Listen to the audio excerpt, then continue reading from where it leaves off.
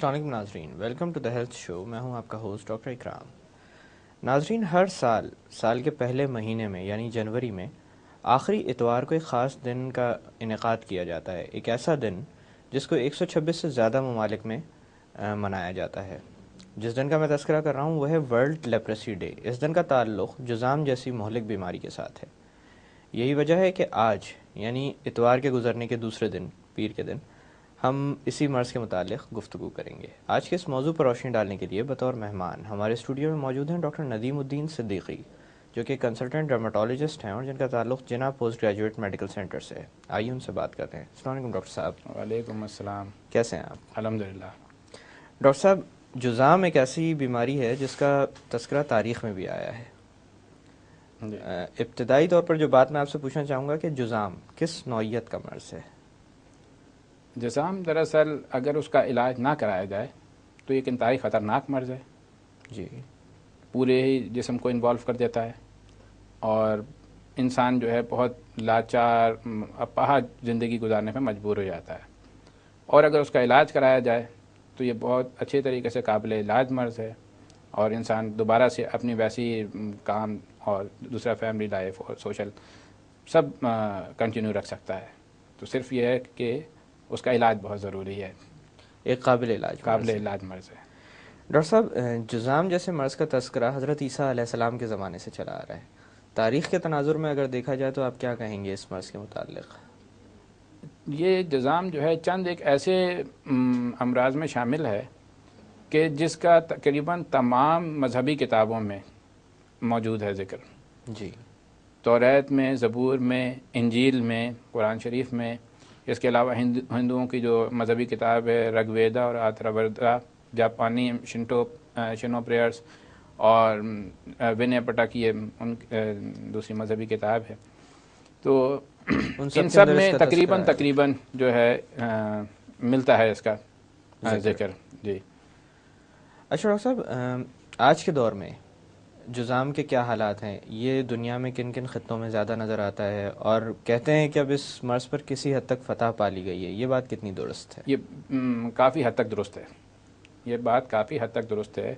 یعنی 1940 سے پہلے جو تھا جذام جو تھا ایک ناقابل علاج مرض تھا، جب تک اس کے لیے جو تھا ٹریٹمنٹ نہیں تھا۔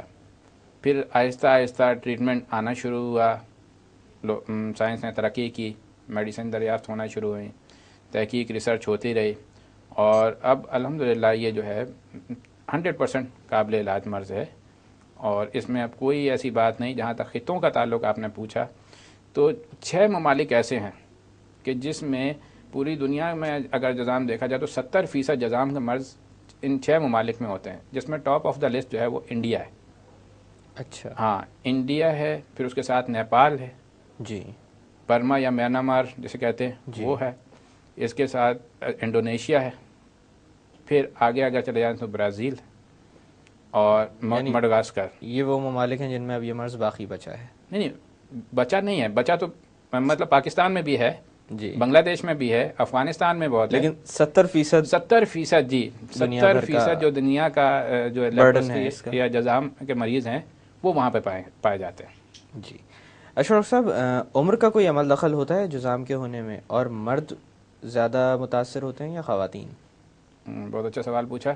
اس میں دراصل جو ہے بالکل ینگ ایج میں یہ زیادہ، ینگ سے مراد یہ ہے کہ 10 سے 14-15 سال کی عمر کے لڑکیاں لڑکیوں میں یہ جو ہے زیادہ پایا جاتا ہے، جو اس کا سروے ہوا ہے، اور مرد جو ہیں وہ زیادہ ان کی انوالومنٹ دیکھی گئی ہے as compared to the female. لیکن یہ کوئی وہ نہیں ہے ہارڈ اینڈ فاسٹ رول، عورتوں میں بھی ہوتا ہے مردوں میں بھی ہوتا ہے، کوئی خاص ریشو بھی نہیں ہے۔ اور پیک ایج اگر اس کی بات کی جائے تو وہ 15-16 سال، 14-15-16 سال تک ہوتا ہے۔ اور دوسری اس کی وجہ یہ ہے کہ مردوں میں، اس لیے کہ مردوں کا ڈیٹا جو ہوتا ہے وہ آسانی سے ہو سکتا ہے، مرد جو ہیں وہ گھر سے باہر نکلتے ہیں، ایکسپوز ہوتے ہیں تو پتہ چلتا ہے۔ عورتیں کیونکہ گھروں میں رہتی ہیں، اپنے آپ کو دکھانے میں جو ہے وہ شرماتی ہیں، خاص کر جذام جیسے مرض کا، بالکل کیونکہ یہ تو بہت لیٹ مطلب پتہ چلتا ہے، تو اس وقت تک پتہ ہی نہیں چلتا، تو اس لیے جو ہے ابھی تک جو ڈیٹا کمپائل کیا گیا ہے اس کے حساب سے مردوں میں زیادہ ہے، لیکن یہ عورتوں میں میرا خیال ہے کہ تقریباً برابر ہی ہوگا۔ ڈاکٹر ندیم، جذام جیسے مرض کو انتہائی متعدی سمجھا جاتا ہے، ایک وقت ایسا بھی تھا کہ ان لوگوں کی باقاعدہ کالونیز ہوتی تھیں جس کے اندر روٹی تک نیزے کی نوک پر پہنچائی جاتی تھی. بالکل صحیح. تو اس مناسبت سے میں آپ سے پوچھنا چاہوں گا کہ کیا اب بھی حالات ایسے ہی ہیں کہ ان لوگوں کو اتنا الگ کر کے رکھنے کی ضرورت ہے؟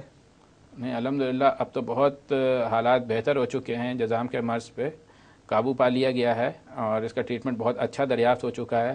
جیسے میں نے پہلے بتایا کہ 1940 سے پہلے جو تھا، جب تک اس کا جو تھا شافی مرض نہیں دریافت ہوا تھا، تو جو تھیں یہ لیپر کالونیز کہلایا کرتی تھیں، جو تقریباً دنیا کے ہر خطے میں تھیں. جی.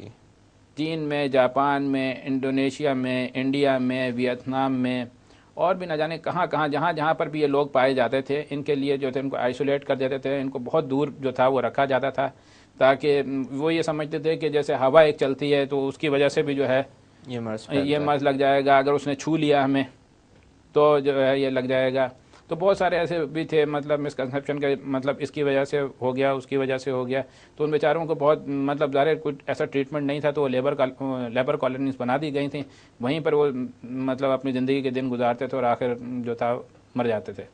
لیکن 1940 کے بعد سے جب سے دوائیں اس کی بالکل حتمی دوائیں جو ہوئیں، تو اب تو بہت، مطلب ایک عام آدمی کو جزا میں رہ رہا ہے، اپنا کام کر رہا ہے، کھا رہا ہے، پی رہا ہے، اور کوئی اس کے لیے کوئی پریشانی نہیں ہے. جہاں اس کا ٹائم پیریڈ پورا ہوگا دوا کا، بند کر دی جائے گی. Now is perfectly normal. اچھا ڈاکٹر صاحب، جذام یا کوڑ کے متعلق ایک چیز جو میں اور آپ سے جاننا چاہوں گا وہ یہ ہے کہ یہ ایک انسان سے دوسرے انسان تک رسائی کیسے حاصل کرتی ہے؟ جیسے ہوا کا بھی آپ نے ذکر کیا تھا، یہ بہت پرانا کانسیپٹ ہے جی. اور کافی زیادہ پایا جاتا تھا کہ ایسا شخص جو کہ جذام کا شکار ہو اگر آبادی میں چلا آئے تو وہ ہوا جو اس کو چھو کر جا رہی ہے وہ بھی بیماری پھیلانے کا باعث بنتی ہے. جی، دراصل یہ ہوا کا کانسیپٹ بڑا پرانا ہے. ملیریا جو ہے شروع میں اس کے متعلق بھی جو تھا وہ یہی تھا کہ ایک ایسی ہوا چلتی ہے جس سے آدمی کو بخار چڑھتا ہے سردی لگ کے، اور پھر اس کے بعد جو ہے وہ کانپنا شروع ہو جاتا ہے. اور اسی بخار میں ایک خاص پیریڈ ہوتا ہے پورے دن میں کہ وہ بخار چڑھتا ہے، وہ ہوا چلتی ہے، اور اس کے بعد جو ہے وہ ٹریٹمنٹ نہیں تھا تو مر جاتے تھے لوگ. ملیریا جس کو ہو گیا اسے کہا خدا حافظ، اب آپ کا ٹائم پورا ہو گیا. تو اسی طریقے سے جو تھا میل مینس بیڈ، اور ایئر سے ایریا، ملیریا جو بنا ہے بیڈ ایئر کے، ایک بری ہوا چلتی ہے اس سے یہ ہو جاتا ہے.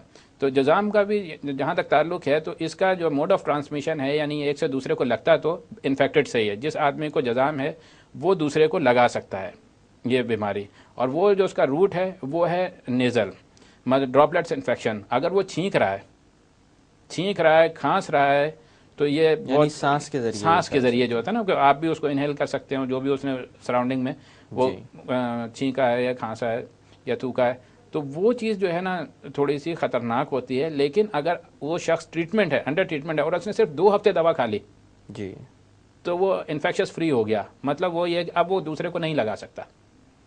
اس نے دوا کھانا شروع کی، جراثیموں کا جو تھا وہ نکلنا، اخراج جو تھا وہ رک گیا، وہ صحیح ہے. اب وہ رہے، اپنے گھر میں رہے، اپنا کام کرے، جو کچھ بھی کرے، تو وہ انفیکشس فری ہو جاتا ہے.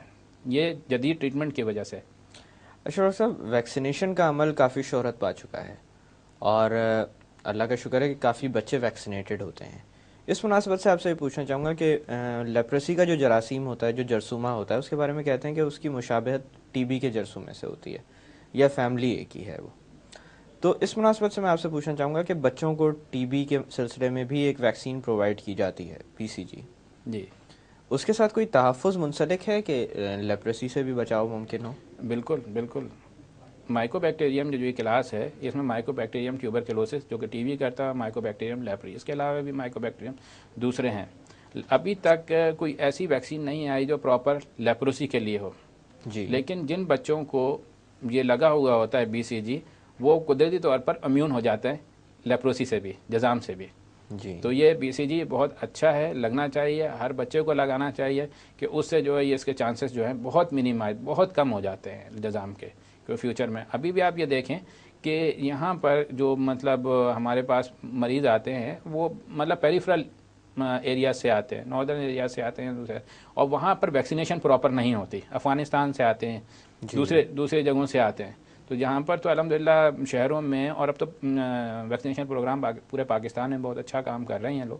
تو اس وجہ سے جو ہے جذام کے بھی آپ دیکھیں گے کیسز جو ہیں وہ کم ہونا شروع ہو گئے، بہت کم ہو گئے. اشرف صاحب، ابتدائی طور پر کس طرح کی علامات کے ساتھ یہ مرض ظاہر ہو سکتا ہے انسان میں؟